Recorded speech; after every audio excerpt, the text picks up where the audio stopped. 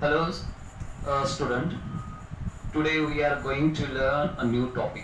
The topic name is the French Revolution. Did women have a revolution? This is a question for important purpose because you all know that women is active or not active.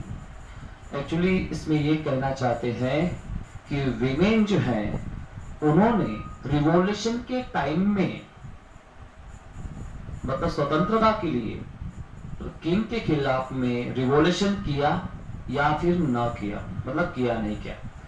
मतलब ऐसे दो question यहाँ पर पता चलते हैं और कहीं ना कहीं इन दोनों क्वेश्चन का आपको एक ही पॉइंट समझना जरूरी है कि विमेन ने रिवॉल्यूशन किया है।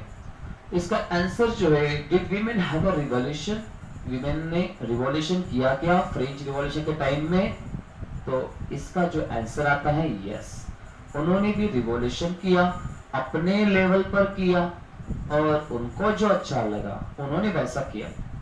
अभी हम यहाँ पर लेते हैं, हमने पहले से ही फ्रेंच सोसाइटी के बारे में डिस्कस किया था। तो फ्रेंच सोसाइटी कैसे थी? वहां पर तीन टाइप की सोसाइटी थी। First state clergy, second state nobility और थर्ड स्टेट थे कॉमन पीपल। उसमें भी कुछ बिजनेसमैन भी लोग थे। तो ये था एक स्ट्रक्चर सोसाइटी का।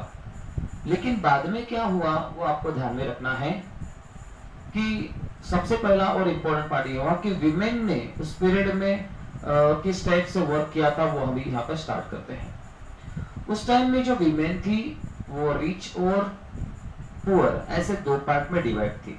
आपको तो पता ही है कि नोबिलिटी, क्लर्जी, ये जो है वो प्रॉस्परस फैमिली थी और जो थर्ड स्टेट थे वो पुअर फैमिली में आते हैं। तो इसी वजह से क्या होता है, पुअर लोग क्या करते थे, मतलब थर्ड स्टेट के जो विमेन थी वो क्या करती थी उस टाइम में, तो salt flowers, fruits and vegetables.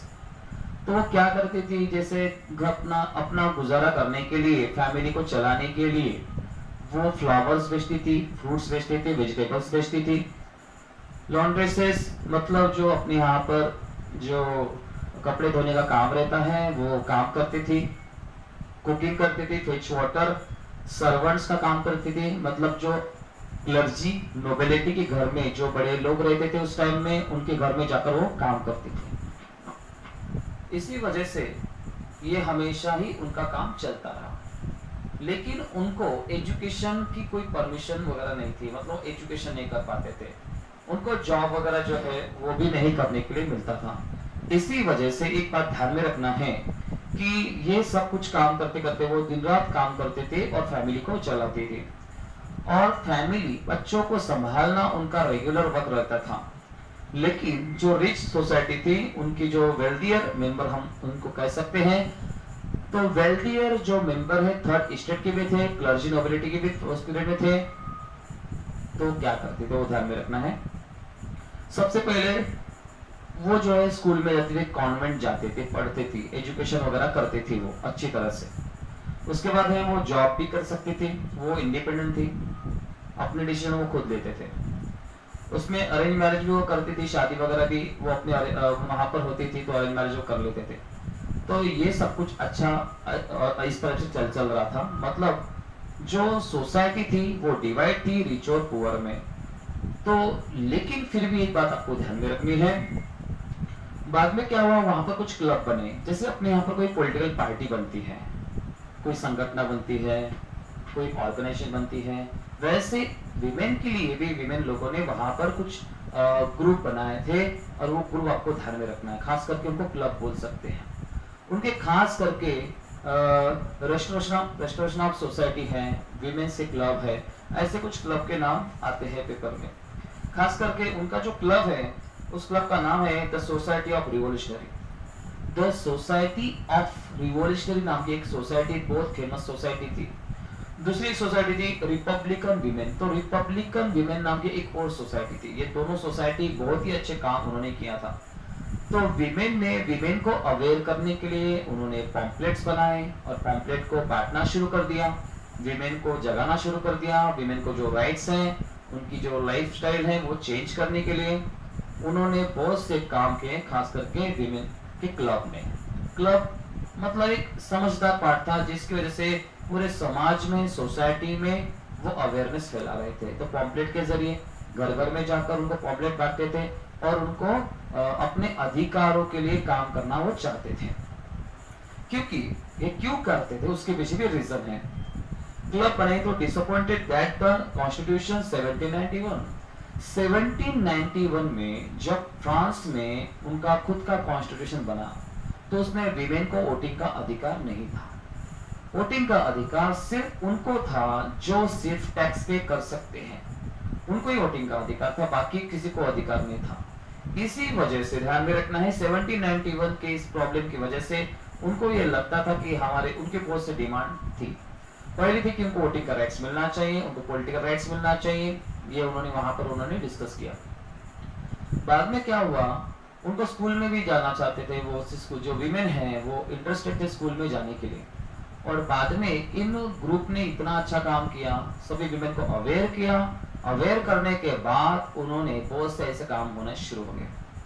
फिर बाद में क्या हुआ, उनकी मेहनत के वजह से पहली बार उनको कुछ अधिकार मिलना शुरू हो गए। मतलब विमेन की जो क्लब है उन्होंने इतना अच्छा काम किया था जिसके वजह से अभी उन्होंने कुछ इंप्रूवमेंट की उनके लाइफ में।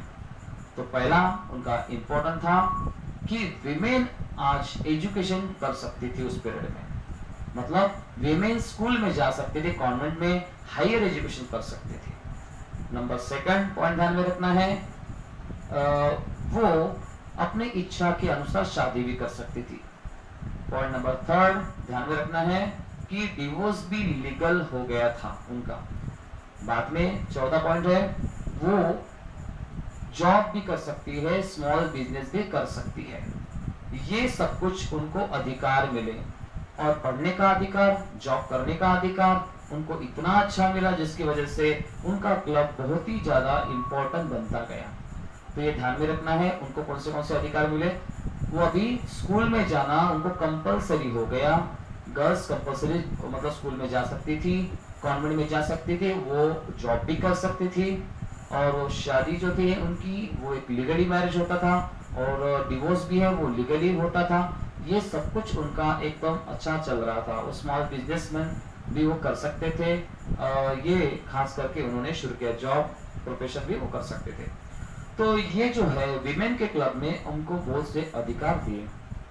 लेकिन बाद में क्या हुआ, कुछ दिनों के बाद एक बड़ा प्रॉब्लम आया और वो प्रॉब्लम ये था कि जैकोबियन क्लब का लीडर मैक्सिमिलियन रॉबर्सपियर, ये ऐसा आदमी था, उसने विमेन के क्लब पर पाबंदी लगाना शुरू कर दिया। बहुत से विमेन के क्लब को उसने क्या किया था, मतलब बैन कर दिया था। और कुछ विमेन को उसने बुलेटिन कर दिया था। उसमें एक ओलंपियाडी गॉर्ज नाम की एक औरत थी, ओलंपियाडी गॉर्ज नाम की विमेन, और उनको भी उसने बुलेटिन कर दिया क्योंकि बहुत से क्लब के पीछे वो पड़ गया था। बहुत से क्लब उसने जानबूझकर जबरदस्ती से वो बंद कर दिए और उसको इलीगल घोषित कर दिया। तो इसी कारण थोड़ा प्रॉब्लम उस पीरियड में आया। वो जो है जैकोबियन क्लब के लीडर मैक्सिमिलियन रॉबर्सपियर ने जानबूझकर विमेन के क्लब को बंद करना चाहता था वो, और वैसे उसने किया भी। और कुछ विमेन को जो अच्छी रिवॉल्यूशनरी विमेन थी उनको बुलेटिन कर डाला, मार भी डाला उसने, क्योंकि उसको लगता था कि मैं जो कर रहा हूँ मेरे काम में कोई बीच में आना नहीं चाहिए, ऐसा मैक्सिमिलियन रॉबर्सपियर को लगता था। बाद में ऐसा होता है, उन्होंने 200 साल तक, बाद में फ्रेंच रिवॉल्यूशन 1789 के बाद होने के बाद बहुत सा टाइम चला गया। और बहुत से टाइम के बाद अगर देखा, सबसे इंपॉर्टेंट क्या हुआ, 200 साल के बाद मतलब 1946 इस ईयर में उनको वोटिंग का अधिकार फ्रांस में मिला। तब तक विमेन को कोई भी वोटिंग का अधिकार फ्रांस में नहीं मिला, ये ध्यान में रखना है। तो विमेन ने उस पीरियड में अपना एक रिवॉल्यूशन किया, वो किंग के भी खिलाफ में गए थे और उसके साथ साथ उन्होंने जो काम किया, तो ये पुअर विमेन का काम अलग था, रिच विमेन का अलग काम था। तो ये वहां पर डिस्क्रिमिनेशन भले ही होता था, लेकिन विमेन ने उस पीरियड में अपने हैंड से क्लब जो बनाए थे, उस क्लब के जरिए एक उन्होंने रिवॉल्यूशन किया था और उसके लिए बहुत से विमेन भी मर भी गई थी। ये आपको ध्यान में रखना है। तो ये इस पॉइंट में दिया हुआ है। तो इसका answer, did women have a revolution? Yes, उन्होंने रिवॉल्यूशन किया। Hello student. Today we are going to learn a new topic. Topic name is the abolition of slavery. Abolition of slavery का मतलब आपको समझना है कि स्लेवरी क्या रहती है, गुलामी क्या रहती है। पहले कैसा होता था कि यूरोपियन जो कंट्री है, वो यूरोपियन कंट्री डच हो, ब्रिटिश हो या फ्रेंच हो, उन्होंने दुनिया भर अलग अलग जगह पर उन्होंने कॉलोनीज बनाई थी। तो कॉलोनीज मतलब ऐसी जगह जहाँ पर वो उनका अधिकार वो जताते थे। जैसे वहाँ के लोगों को उन्होंने बैटल में हरा दिया है और बैटल में हराने के बाद वो प्लेस पर वो क्या करते थे, अपनी हुकूमत करते थे, रूल करते थे। तो वैसे ही ध्यान में रखना है कि जब फ्रेंच रिवॉल्यूशन हुआ, तो फ्रेंच रिवॉल्यूशन होने की वजह से उनके देश में उनका कॉन्स्टिट्यूशन बन गया। 1791 में उनका कॉन्स्टिट्यूशन तो बन गया, लेकिन उनके देश में फिर भी स्लेवरी थी। स्लेवरी मतलब गुलामगिरी, लोगों को गुलाम बनाने की प्रथा बहुत टाइम से चलती थी। जैसे एग्जांपल हम लेते हैं कि कुछ लोग जो हैं, कुछ बिजनेसमैन किसी लोगों को गुलाम बनाते थे, मतलब सर्वेंट बनाते थे। और वो सर्वेंट ऐसे थे, उनका बाउंडेज ही अलग रहता था, बंधन में रहते थे, वो उनको कभी छुटकारा उनसे मिलता नहीं था। तो कम से कम 10-10 साल 20-20 साल तक वो उनके ही अंडर में काम करते हैं। उनको कोई वहां से वो नहीं निकल सकते, वहां से वो जा नहीं सकते, ऐसे ही मान सकते आप। तो ऐसे गुलामी शुरू कर दी। तो फ्रांच जब बाद में क्या हुआ, जब फ्रेंच लोगों ने जहां जहां पर रूल किया, वहां वहां के लोगों को उन्होंने गुलाम बनाना शुरू कर दिया और उनके ही लोगों को जबरदस्ती से प्लांटेशन का काम वो करवाते थे। तो ये गुलामगिरी बंद करना चाहते थे। तो पहले स्टार्टिंग में आता है आपके बुक में कि जेकोबियन रिजिम में, मतलब जेकोबियन क्लब का टाइम जब चल रहा था, उस पीरियड में ये एबोलिशन ऑफ स्लेवरी मतलब गुलामगिरी बंद होनी चाहिए, इस पर उन्होंने काम करना शुरू किया। तो गुलाम बनाना, किसी को अपना बंधन में रखना, ये बुरा है, इसको बंद करना चाहिए, ऐसे कुछ लोगों को लगा। तो देखो हम स्टार्ट करते हैं, अभी इस पॉइंट पे आते हैं। तो फ्रेंच की कुछ कॉलोनी थी जो कैरिबियन में थी। कैरिबियन में मॉन्टिंगे, कॉन्डोलैप एंड सैन डोमिंगो नाम की 3 प्लेसेस हैं। तो यहाँ पर प्लांटेशन का काम होता था। ये अलग अलग प्लेस है कैरिबियन वाले जगह पर।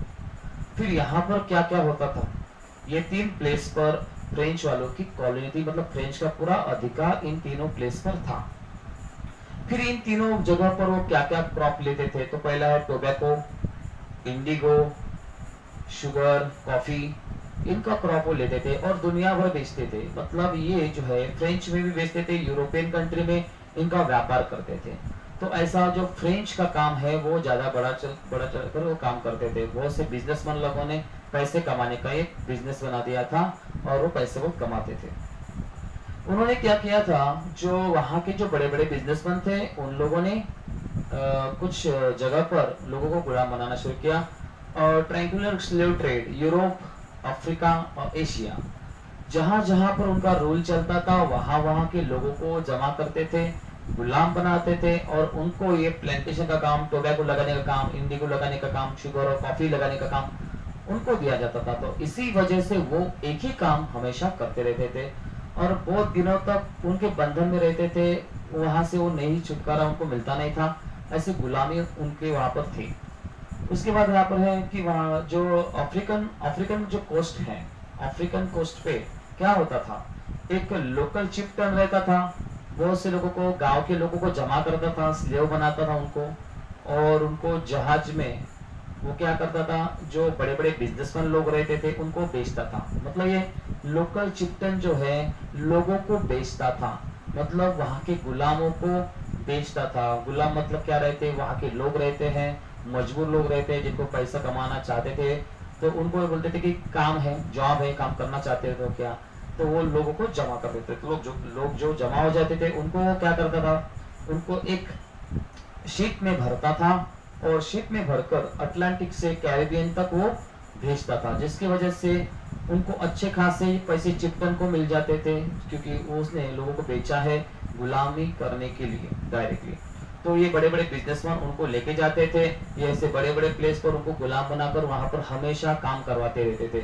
तो टोबैको है, इंडिगो, शुगर के है, मतलब कॉफी है, ऐसे प्रोडक्ट के लिए उनको काम में लगा देते थे। तो बहुत से लोगों को तो 20-20 साल 30-30 साल वहीं पर रहना पड़ता था। तो बॉर्डिक्स एंड नाइंटी नाम की जो जगह है वो फ्लोरिशिंग स्लेव ट्रेड के लिए ज्यादा माना जाता था। मतलब ये ऐसी जगह थी जहां पर ये जो गुलामी का व्यापार चलता था, लोगों को गुलाम जो लोग हैं, मतलब जो स्लेव है, उनको बेचने का बिजनेस उन्होंने वहां पर बहुत ज्यादा चला। तो ऐसा करके हमने अभी देखा कि फ्रांस में फ्रेंच के जो कॉलोनीज थे वो कैसे लोगों को गुलाम बनाते थे। बहुत सालों तक उनको 3-3 महीने अटलांटिक से लेकर कैरिबियन तक पहुंचने के लिए टाइम लगता था, और उनको जबरदस्ती से मतलब शिप में भरकर अटलांटिक से कैरिबियन तक वो लेके जाते थे और वहां पर उतार देते थे, और वहां से शिप लेके जाते थे। बाद में वहीं पर उनकी लाइफ सेटल हो जाती थी। तो स्लेवरी वो गुलामी जो है, उनको गुलामी की जिंदगी है, उन बाकी लोगों को बिताना पड़ता था। ये बुरी बात है, इनको बंद करना चाहिए। ऐसे बहुत से लोगों ने वहां पर काम भी किया था। तो नेशनल असेंबली में उन्होंने डिस्कस किया, ये जो काम है अच्छा काम नहीं है, इनको बंद कर देना चाहिए। लेकिन बाद में ऐसा कुछ हुआ, जैसे एग्जांपल लेते हैं कि जो अपोजिशन पार्टी रहती थी, अपोजिशन पार्टी के जो लीडर रहते हैं, वो बड़े बड़े बिजनेसमैन क्या बोलते थे कि हमारे बिजनेस कैसे चलेंगे, अगर एक गुलाम हमारे यहाँ पर काम कर रहे हैं तो उनके बिजनेस चल रहे हैं। इसी वजह से क्या होता था कि वो अपोजिशन पार्टी, अपोजिशन जो क्लब रहते थे, मतलब वहां के, तो नेशनल असेंबली में उनके लिए ऐसा कोई कायदा नहीं बन पाया। वो सिर्फ डिस्कस हुआ, चर्चा हुई कि अबोलिशन, मतलब ये जो स्लेवरी है बुरी बात है, लोगों को गुलाम नहीं बनाना चाहिए, ऐसा बहुत बार डिस्कस किया गया। लेकिन कोई भी आदमी वहां पर ऐसे कायदे बनाने के लिए तैयार नहीं था। लेकिन बाद में क्या हुआ कि 1794 में legislated to the free to all, मतलब जितने भी गुलाम है उनको मुक्त कर देना चाहिए, फ्री कर देना चाहिए, उनको वापस घर वापस भेज देना चाहिए, ऐसा उन्होंने कायदा बनाया। लेकिन बहुत से लोगों ने इसको अपोज किया, कर रहे थे। लेकिन बाद में क्या हुआ, इस पर तो ऐसा कोई कायदा नहीं बना, क्योंकि बहुत से लोगों के जो बड़े बड़े बिजनेसमैन वालों के बिजनेस चल रहे थे, वो सिर्फ स्लेवरी की लोगों की वजह से चल रहे थे, गुलाम गिरी की वजह से चल रहे थे। बहुत से लोगों के जो अफ्रीका से लाए हैं, एशिया से लाए हैं, यूरोपियन जो है, ऐसे लोगों को गुलाम बनाकर उन्हें काम करवाते थे। इसी वजह से ध्यान में रखना है कि वो न चाहते थे कि किसी हालत में गुलामगिरी वगैरह बंद होना नहीं चाहिए, ऐसा बिजनेसमैन वालों को लगता था, वहां के लीडर को लगता था। फिर भी उन्होंने जबरदस्ती से कायदा बनाया 1794 में। लेकिन बाद में एक ऐसा प्रॉब्लम आया कि नेपोलियन बोनापार्ट आया फिर से। नेपोलियन बोनापार्ट ने क्या किया, इस बिजनेस को वैसा का वैसा ही शुरू रखा। तो ध्यान में रखना है, उसने गुलामगिरी बंद नहीं होनी थी, भले वो इक्वलिटी, फ्रेटर्निटी ऐसे अधिकार दिए, लेकिन गुलामी जो है उसने वैसे ही रखी, बंद नहीं की। तो नेपोलियन बोनापार्ट आया, फिर से उसने रीलॉन्च किया, मतलब स्लेवरी शुरू कर दी। तब तक ये स्लेवरी चली जब तक वो, मतलब क्या बोल सकते हैं, नेपोलियन बोनापार्ट जिंदा था, तब तक उन्होंने ये गुलामगिरी चालू रखी, क्योंकि उनको लगता था कि ये बिजनेस चलेंगे तो ये गुलामों की वजह से चलेंगे, लेकिन इसको बंद नहीं कर पाए। बाद में है जो बहुत टाइम के बाद स्लेवरी बंद हुई वहां की, वो अबिलिश हो गई 1848 में। तो अबिलिशन होना मतलब गुलामगिरी बंद हो जाना, तो बैन हुई 1848 में, मतलब इतने सालों के बाद। 1791 के बारे में हम डिस्कस करते हैं कि वहां पर कॉन्स्टिट्यूशन भी बना था, तब भी वहां की गुलामी बंद नहीं हुई। लेकिन गुलामी कब बंद हुई, तो 1848 में गुलामी बंद हो गई। तो ऐसा उनके बारे में यहाँ पर दिया है। तो अबोलिशन ऑफ स्लेवरी में जो स्लेवरी वाकई में वो बंद हुई, तो वो 1848 इस ईयर को बंद हो गई। तो ये आपको ध्यान में रखना है।